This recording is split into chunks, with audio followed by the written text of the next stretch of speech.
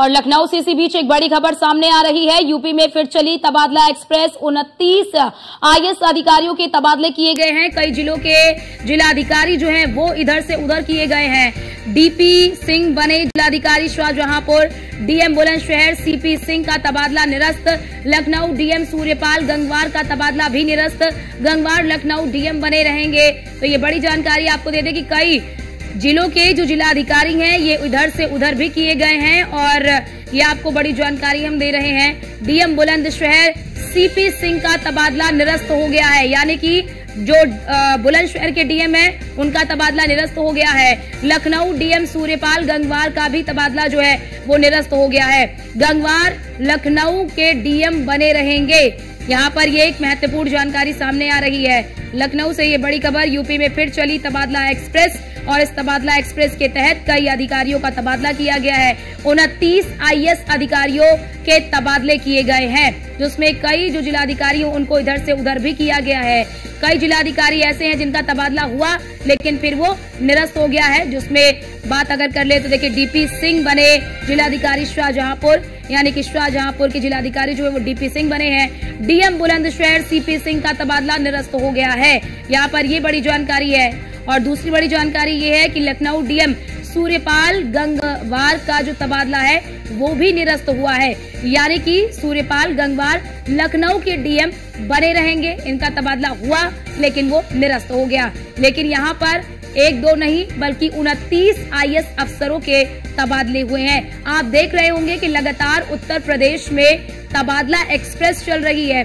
बीते दिनों भी आपने देखा होगा कि कई जिलों के जिलाधिकारी बदले गए, कई आईएएस अफसरों के तबादले किए गए, क्योंकि लगातार मुख्यमंत्री योगी आदित्यनाथ का यही उद्देश्य है कि अगर एक जिले में किसी डीएम को या फिर किसी अधिकारी को बहुत समय हो गया है तो फिर उसे बदला जाए। और कहीं न कहीं इस तबादले के पीछे ये भी वजह होती है कि कई सारे अधिकारी जो है वो ठीक से काम नहीं कर रहे होते हैं, इसलिए भी उनका तबादला किया जा रहा है। क्योंकि लगातार देखिए उत्तर प्रदेश की बात आप करेंगे तो कई बार आपने देखा होगा कि बीजेपी के तमाम जो कार्यकर्ता है, तमाम जो नेता है या फिर लोग भी नौकरशाही को लेकर काफी ज्यादा परेशानियां या फिर शिकायतें जो है वो सामने आती रहती है कि जो नौकरशाह है वो सुनते नहीं है या और जो अधिकारी हैं वो सुनते नहीं है। तो ऐसे में मुख्यमंत्री योगी आदित्यनाथ काफी सख्त नजर आ रहे हैं इन सभी मामलों को लेकर। और लगातार आप देखिए जब जनता दरबार भी लगता है तो जनता दरबार में भी मुख्यमंत्री योगी आदित्यनाथ अधिकारियों को यही निर्देश देते हैं कि जनता की समस्याओं का त्वरित समाधान होना चाहिए। और ऐसे में किसी भी जिले से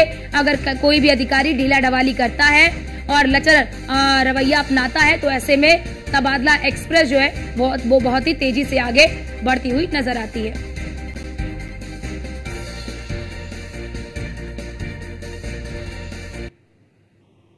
और हमारे साथ हमारे संवाददाता अश्विनी द्विवेदी हमारे साथ लाइव जुड़ चुके हैं। अश्विनी, ये बड़े पैमाने पर तबादला हुआ है, इस बड़े पैमाने के तबादले के पीछे की वजह क्या है और कितने जिले के जो डीएम हैं या फिर अधिकारी हैं वो बदले गए हैं?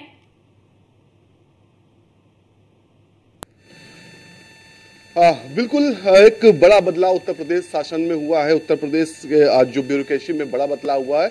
29 आईएएस अधिकारियों को इधर से उधर किया गया है। लमसम 15 जिलों के जिलाधिकारियों को के तबादले हुए, उसमें कुछ को जिलों की जिम्मेदारी दी गई तो कुछ को दूसरे विभागों की जिम्मेदारी दी गई।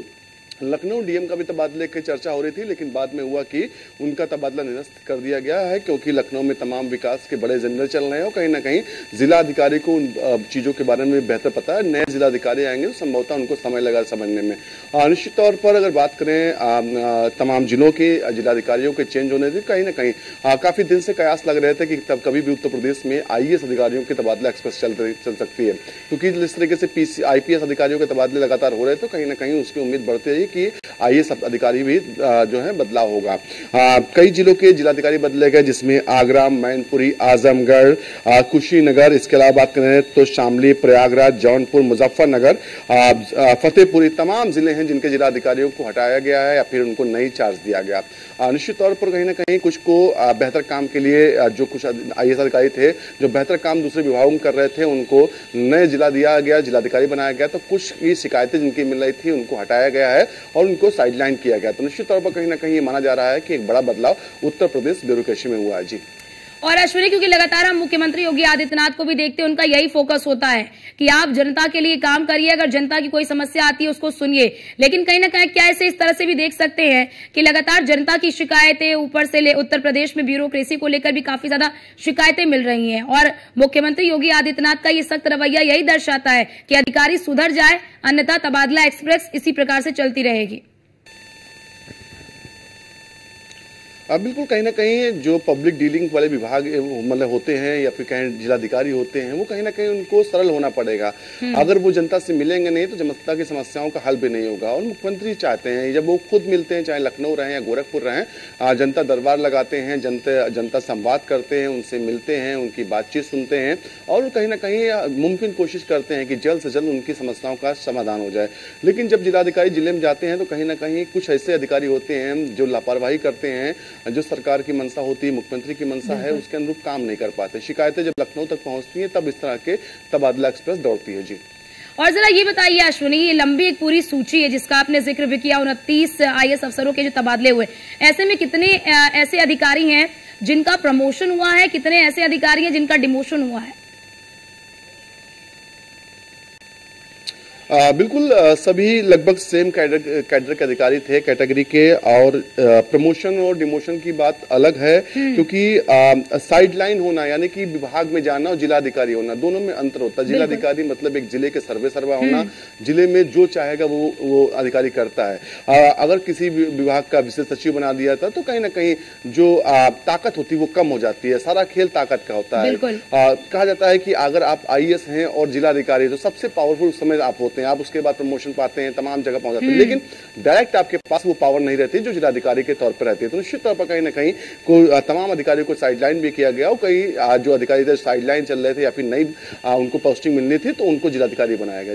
जी, बहुत शुक्रिया आपका हमारे साथ जुड़ने के लिए और महत्वपूर्ण जानकारी हमारे दर्शकों तक साझा करने के लिए।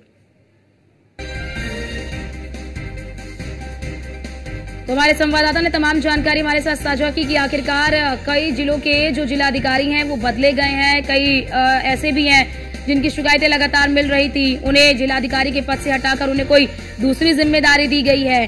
और साथ ही साथ कुछ अधिकारी ऐसे भी हैं जिनका काम बहुत ही अच्छा रहा और उन्हें उसका इनाम भी मिला है, यानी कि उन्हें अच्छे स्तर पर भी दिया गया है। तो अब ऐसे में फिलहाल यहाँ पर लगातार ये देखने को मिल रहा है कि तबादला एक्सप्रेस जो है वो बहुत ही तेजी से आगे बढ़ रही है। और अगर ऐसे में अधिकारियों के लिए ये एक तरह से कह लीजिए कि अल्टीमेटम भी है कि जो अधिकारी काम नहीं कर रहे हैं, ढीला ढवाली कर रहे हैं, जनता की समस्याओं को सुन नहीं रहे हैं, कहीं ना कहीं उन पर भी गाज गिर सकती है। लेकिन फिलहाल यहाँ पर 29 IAS अधिकारियों के तबादले जो है वो किए गए हैं।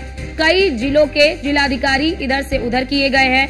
कई जिलों के जो जिलाधिकारी है जिनका कह लीजिए कि तबादला हुआ था लेकिन फिर वो निरस्त हो गया है, जिसमें अगर बात कर ले बुलंदशहर के DM की तो बुलंदशहर के जो DM है CP सिंह का तबादला निरस्त हो गया है। और इसी प्रकार से लखनऊ के DM सूर्यपाल गंगवार का तबादला भी निरस्त हो गया है, यानी कि अभी सूर्यपाल गंगवार लखनऊ के DM बने रहेंगे।